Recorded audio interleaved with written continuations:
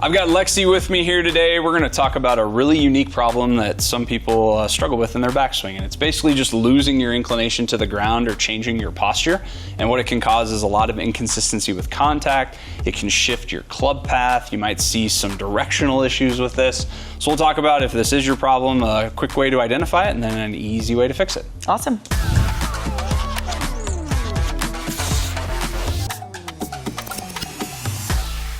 So we're going to use Lexi's swing here as an example of what not to do. Okay, awesome. So you hit a shot, the contact was pretty poor, would you agree? Yeah, not my best shot. Not your best, okay. So if this is your problem, here's really what you need to look at and what's the data that we're really gonna talk through. So the amount of shoulder tilt you have in your backswing is extremely key to helping you as a golfer maintain your inclination to the ground.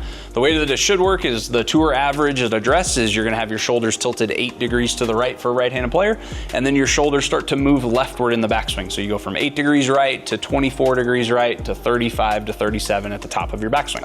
Okay. So basically your shoulders are constantly tilting to the left. That helps you maintain this spine angle and this posture. So let's take a look at what you do when you make a backswing. So when we get to the top of the swing, you can see how your shoulders are only 21 degrees to the left. Yeah. And what's interesting is when you look at this front view here, you can see I've basically traced how your left shoulder is moving. See how it's essentially a straight line, it's horizontal. Okay, so a lot of golfers out there think that the way to make a backswing and the way that you turn is just to move your left shoulder under your chin. That's partially correct. What should happen is it should actually move down first and then away from the target. Okay. So yours is essentially just a really flat line. So what I want to do is I want to show you an example of what the best players in the world do and how that pattern looks a little different. Okay. So here's Cameron Champ. Notice how his shoulders have a bit more of an angle down towards the golf ball from the side view camera. And then just look at the difference in the pattern of how his shoulder moves, right? So it starts here, moves down, and then starts to move under his chin. So this is gonna help you if you really struggle with the consistency of the strike. And we're gonna talk about an easy way to fix this if you think this is your problem. Okay, so let's talk about a drill to fix this. So like I said, it's really important just to understand how your lead shoulder needs to move. So that's what we're gonna basically talk through, and that's the process you're gonna work through to solve this problem. So take your address position. The first thing you're gonna do is as you start your backswing, you're gonna focus on moving your left shoulder more down. And basically more pointing down towards the ground or towards the golf ball instead of trying to move it under your chin. So basically from setup to when the shaft is parallel to the ground, that shoulder is gonna start to move downward, okay? So that's the first thing you're gonna practice. You're just gonna start the initial part of the takeaway, just really focusing on moving your left shoulder down. So do that a couple times just to get the early part of your backswing taken care of. Good, that's way too big of a swing. Don't go that far back. Whoa, You're going to like hip high. Perfect. Okay, just little swings like that, just understand how that movement needs to take place. So rehearse that a few times, set up, moving your left shoulder down to when the shaft's parallel. From there, then your left shoulder can move across your chest and under your chin. So then you're gonna try to combine those two movements. So moves down first, then across. You'll rehearse that a few times, do this without a ball, just make some swings, just practice this movement. What you should notice is it's gonna help you control your contact a little more, okay?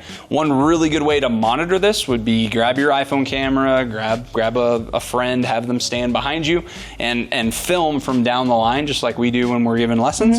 And what you wanna monitor is how your head's moving, okay? A lot of golfers who don't do this correctly, their head will start to move up and away from the golf ball.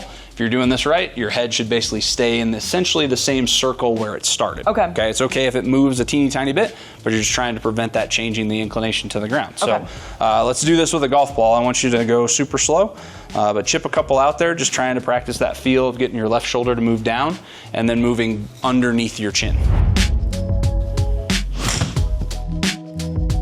So really nice job with that. So check out the difference. This was the earlier swing. You can see how your shoulders are really level. You've only got 21 degrees of leftward tilt. And what basically happened here is you totally moved your head up and away from the golf ball. Look at this one. You can see how your inclination to the ground is much better. You've got your left shoulder under your chin still, but you've actually got your shoulders tilted more to the left. So that's a big reason why your contact was so much better.